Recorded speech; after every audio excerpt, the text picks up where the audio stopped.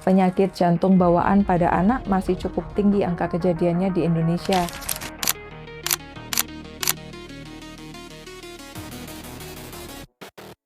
Untuk gejala awal yang harus diwaspadai itu yang terutama adalah biru pada sekitar mulut, mukosa mulut, ujung-ujung jari, pada mata mungkin lebih terlihat abu-abu. Gejala awal biru itu hampir lebih dari 90% kemungkinan karena penyakit jantung bawaan tipe sianotik. Kemudian keluhan yang lain biasanya bayi akan sering minum atau meneteknya terputus-putus. Pada bayi dengan penyakit jantung bawaan biasanya 10 menit saja dia sudah nafasnya cepat, keringat berlebihan, dan dia sudah tidak mau menetek, padahal dia belum kenyang. Kemudian yang anak sudah mulai beraktivitas, dia akan lebih mudah lelah dibanding teman sebaya atau seusianya ya. Kemudian kalau anaknya sudah bisa berjalan, terkadang pada penyakit jantung bawaan yang tipe sianotik, dia akan tampak beberapa kali dia akan berjongkok, squatting.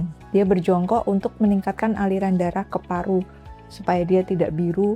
Kemudian gejala yang lain setelah anak semakin besar, bisa jadi dia sering pingsan tanpa dipicu oleh aktivitas. Berdiri aja tiba-tiba pingsan. Kemudian pada anak yang mungkin lebih besar lagi, remaja hingga mendekati usia dewasa, bisa jadi ditemukan keluhan nyeri dada yang sebelah kiri spesifik untuk jantung. Ya, screening kesehatan rutin penting sekali untuk mendeteksi penyakit jantung bawaan secara dini, terutama pada bayi, yang direkomendasikan pada usia 2 hingga 3 hari dengan pemeriksaan pulse oximetry test yang ditempelkan pada ujung jari tangan dan kaki. Kadar saturasi harusnya di atas 95%. Kalau kurang dari 95% bisa diulang dalam selang waktu 1 jam, bisa diulang kembali hingga 3 kali. Hasil yang kurang dari 90% atau antara 90-95% setelah diulang 3 kali, perbedaan saturasi preduktal dan postduktal lebih dari 3%, itu merupakan penanda awal kemungkinan adanya penyakit jantung bawaan. Sehingga mutlak harus dilakukan screening dengan ekokardiografi atau USG jantung pada bayi dan anak. Tapi pada lebih lanjut, biasanya anak-anak akan sulit naik berat badan, seret, kenaikannya tidak sesuai dengan target usianya,